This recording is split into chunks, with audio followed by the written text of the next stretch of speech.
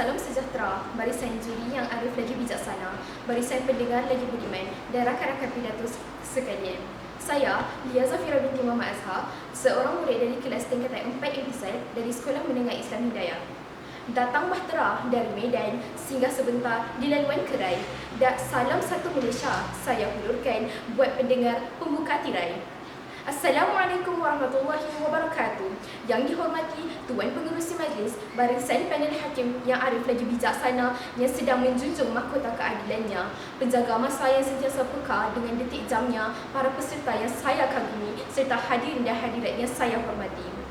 Jauh si pedagang pergi berlayar, singgah di Melaka menjual sutera, kelapa sawit pengeluaran terbesar, tonggak utama kemajuan negara. Berdirinya saya di sini tidak lain dan tidak bukan adalah untuk menyampaikan pidato saya yang bertajuk Hargai Hasil Kelapa Sawit Negara Kita, Malaysia. Hadirin sekalian, penanaman sawit bermula secara besar-besaran di Malaysia pada tahun 1960-an. Ini diperkenalkan oleh Kerajaan Malaysia sebagai skim untuk membasmi kemiskinan dan meningkatkan taraf hidup dalam kalangan penduduk luar bandar. Usaha berbudi kepada tanah ini menjadikan tanaman sawit tumbuh dan berkembang di ladang yang terdapat di seluruh negara dari Perlis hingga Sabah. Pokok sawit yang sihat dapat menghasilkan kira-kira 26 buah tandan segar setiap tahun. Hadirin sekalian, menurut sejarah pertama kali kelapa sawit dibawa ke Malaysia pada tahun 1917 dari Afrika. Ladang berskala komersial pertama di Malaysia telah ditubuhkan di Tan Namaran Estate di Selangor.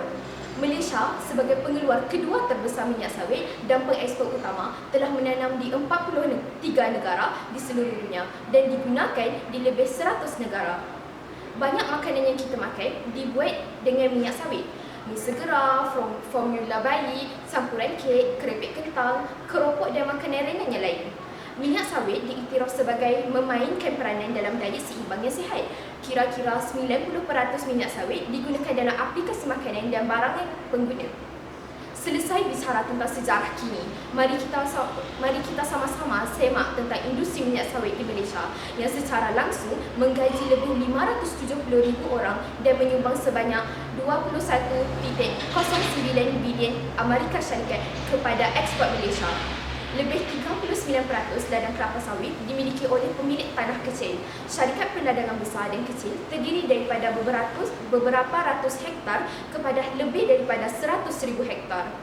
Jumlah ladang yang luas ini telah menyumbang kepada rakyat Malaysia dengan menyediakan peluang pekerjaan kepada penduduk tempatan, juga pekerja asing, malah tawaran kerja dalam sektor perindustrian berasaskan kelapa sawit juga meningkat.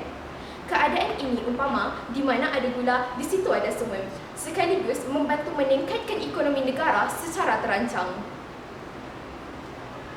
Hadirin-hadirat yang dikasihi, berdasarkan sumbangan sektor asas sawit ini, secara peribadi, saya berpendapat bahawa kerajaan harus menghentikan penebangan pokok kelapa sawit untuk melaksanakan projek perumahan dan lebuh raya secara berleluasa.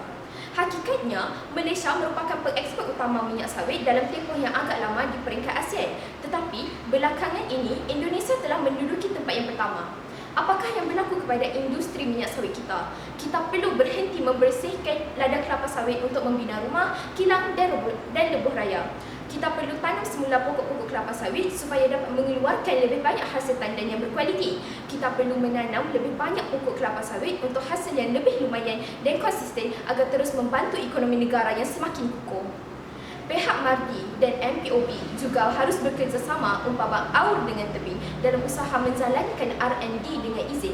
Seterusnya, menjayakan promosi bersama penggunaan minyak sawit di Malaysia maupun di negara luar. Kita boleh mengadakan ekspor pertanian secara meluas untuk mempromosikan minyak sawit kita di dalam dan di luar negara. Kedutaan Malaysia kita di luar negara mesti terlibat secara aktif dalam aktiviti ini bagi membantu MPOB. Kita juga perlu meningkatkan penyelidikan dalam faedah minyak sawit. Dengan cara ini, lebih ramai orang akan mahu menggunakan minyak sawit dan produknya, baik di Malaysia maupun di negara lain. Sesungguhnya, kita meyakini minyak sawit sebagai satu produk alternatif lebih sihat dalam penghasilan produk makanan berasaskan lemak pepejal seperti margarin. Minyak cair akan dihidrogenkan sebahagiannya untuk menjadikannya lebih pepejal sekaligus meningkatkan kestabilan oksidatifnya. Selain itu, kandungan minyak sawit yang strategi mempunyai lemak pepeza semula jadi dan tidak memerlukan penghidrogenan separa. Produk makanan kita bebas daripada lemak trans yang berbahaya sebagaimana orang bijak pandai mengingatkan, tak tumbuh tak melata, tak sungguh orang tak kata. Sebagai rakyat Malaysia, kita perlu wara-warakan kepada orang ramai bahawa minyak sawit menjamin kesihatan mereka. Sudah terang lagi di Sulu bahawa minyak sawit terbukti alternatif yang lebih sihat. Hadirin yang dirahmati sekalian, antara pelbagai sumber lemak, minyak sawit sememangnya menjadi pilihan utama restoran dan pengeluar makanan kerana kepelbagaian aplikasinya. Untuk mengatasi pelbagai masalah tanggapan mengenai minyak sawit, Kementerian Perusahaan, Perdagangan dan Komoditi melalui Majlis Minyak Sawit Malaysia (MPOC) telah melancarkan kempen minyak sawit Malaysia penuh kebaikan, Malaysian Palm Oil Full of Goodness, pada Januari tahun ini.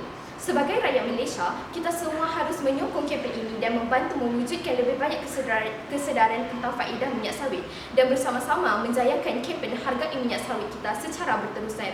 Selesai sudah pidato berbicara, perkara baik jadi pedoman. Andai kata terlanjur kata, salah silap harap dimaafkan. Sekian, wabillahi taufiq wal hidayah. Wassalamualaikum.